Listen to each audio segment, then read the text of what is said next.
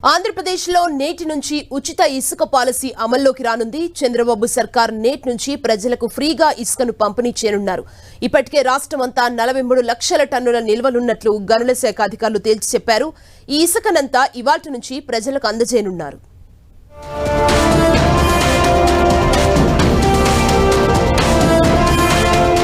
ఏపీలో నేటి నుంచి ఉచిత ఇసుక విధానం అమల్లోకి రానుంది.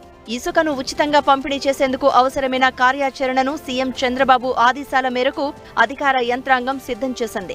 తొలుత అన్ని జిల్లాల్లోని నిల్వ కేంద్రాల్లో ఇసుక డంపుల నుంచి ఇసుకను ప్రజలకు అందజేస్తుంది. ప్రభుత్వం ఎటువంటి రాబడి తీసుకోకుండా నిర్వహణ ఖర్చులు, సీనరేజ్ మాత్రమే వసూలు చేయనుంది. ఉచితంగా ఇసుకను ఎలా అందచేయాలన్న అంశంపై సీఎస్ నీరబ్ కుమార్ ప్రసాద్ అన్ని జిల్లాల కలెక్టర్లకు ఇప్పటికే దిశానిర్దేశం చేశారు. ప్రస్తుతం రాష్ట్రమంతటా 43 లక్షల టన్నుల నిల్వలు ఉన్నట్లు గనుల శాఖ అధికారులు లెక్క తేల్చారు. ఈ ఇసుకనంతా నేటి నుంచి ప్రజలకు పంపిణీ చేస్తారు. సెప్టెంబర్ వరకు 3 నెలలకు 88 లక్షల టన్నులు అవసరం ఉంటుందని అధికారులు తెలిపారు. ఏడాది కాలానికి 3.20 కోట్ల టన్నుల ఇసుకకు డిమాండ్ ఉంటుందని అంచనా వేశారు.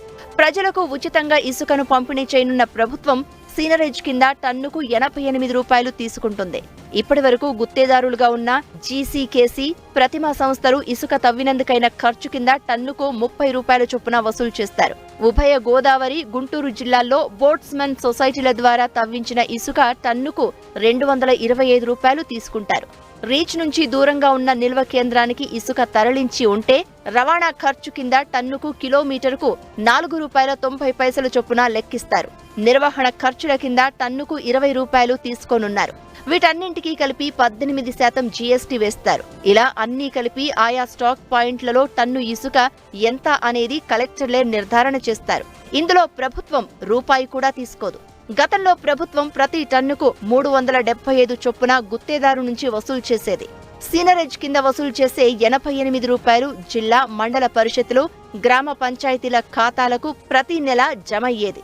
నిర్వహణ ఖర్చుల కింద టన్నుకు 20 రూపాయల చొప్పున తీసుకునే సొమ్మును వే బిల్లుల కొనుగోలు, సెక్యూరిటీ సిబ్బంది ఏర్పాటు, మున్ముందు రీచ్లకు పర్యావరణ అనుమతుల కోసం ఫీజులు చెల్లించేందుకు వినియోగించనుంది.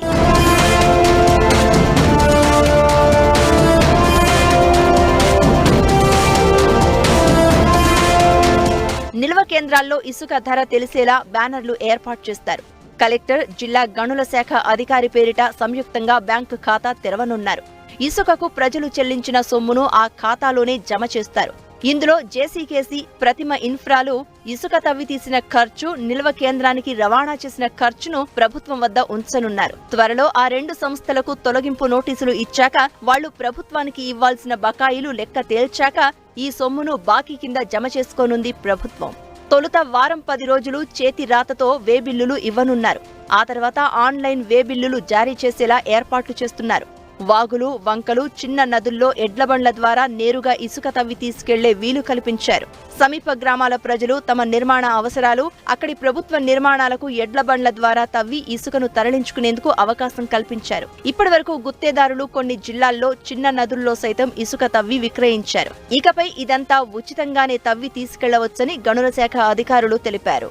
బ్యారేజీలు, జలాశయాల పరిధిలో పూడిక రూపంలో ఉన్న ఇసుకను తవ్వి తీసేందుకు ఏర్పాట్లు చేశారు. వీటికి పర్యావరణ అనుమతులు అవసరం లేకపోయినా కాలుష్య నియంత్రణ మండలి నుంచి consent for establishment, consent for operation కు ఫీజులు చెల్లించి అనుమతి తీసుకోనున్నారు. ఇప్పటికే జీసీకేసీ, ప్రతిమ ఇన్ఫ్రాలకు రాష్ట్రంలో పలు రీచ్లలో మాన్యువల్ గా ఇసుక తవ్వకాలకు పర్యావరణ సంస్థ అనుమతిచ్చింది.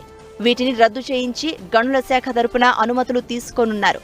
జిల్లాల వారీగా ఏ రీచ్లలో ఎంత మేర ఇసుక నిల్వలు ఉంటాయనేది అంచనాలు రూపొందిస్తున్నారు. సెప్టెంబరు చివరి నాటికి వీటికి అనుమతులు తీసుకుంటారు. మరోవైపు జిల్లాలోని నిల్వ కేంద్రాల్లో ఎంత మేరకు ఇసుక అందుబాటులో ఉందో కలెక్టర్లు ప్రకటించనున్నారు. వాటిని ఎవరి పర్యవేక్షణలో అందచేయాలో ఆయా జిల్లాల్లో కలెక్టర్లు జిల్లా స్థాయి ఇసుక కమిటీ సమావేశంలో నిర్ణయం తీసుకోనున్నారు. నదుల్లో ఇసుక అక్రమ తవ్వకాలు చేయకుండా, నిల్వ కేంద్రాల నుంచి తీసుకున్న ఇసుకను అక్రమంగా విక్రయించకుండా ప్రత్యేక కార్యదళం, విజిలెన్స్ అండ్ ఎన్ఫోర్స్మెంట్ ద్వారా నిఘా ఉంచనున్నారు. నిల్వ కేంద్రం నుంచి తరలించే ఇసుకకు వే బిల్లులు జారీ చేస్తారు. సెక్యూరిటీ, స్టేషనరీ పత్రాలతో కూడిన వే బిల్లులను గనుల శాఖ ప్రధాన కార్యాలయం నుంచి అన్ని జిల్లాలకు పంపిస్తారు.